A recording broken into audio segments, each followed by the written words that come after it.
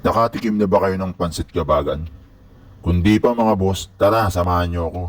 Tikman natin at subukan natin tong nagte-trending na pansit kabagan dito sa lugar ng Sampaloc. Dito po pala yan matatagpuan sa Pansit Kabagan and Battle Patong dito sa Blumentritt Street, Corner, Espanya. Bali, katabi lang po ito ng Blumentritt Police Station. So tara mga boss, samahan niyo akong subukan at tikman itong Pansit Kabagan. So dito mga boss, pagpasok namin, maraming kumakain ngayong gabing ito. Ayan mga boss, nakita nyo. Maraming umu-order ngayon. So tara, samahan nyo akong umorder mga boss. So dito maraming klase yung pansit kabagan nila. May regular with egg, may special, meron ding super special. At syempre meron din silang overload for only 150 pesos. At meron din silang ina-offer dito mga boss na bilao package for only 1,000 to 1,200.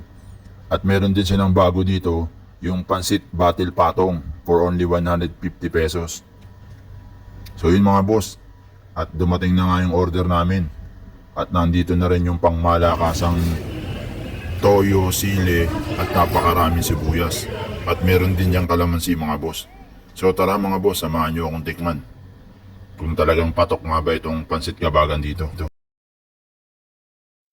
So yun nga mga boss, no, nilagyan ko siya ng toyo, yung may sili saka sibuyas.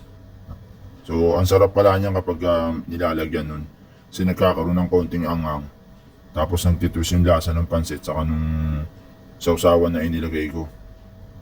Tapos yung atay niya talagang malambot, malasa. Tapos yung lechong kawali na nakalagay, talagang napakalambot.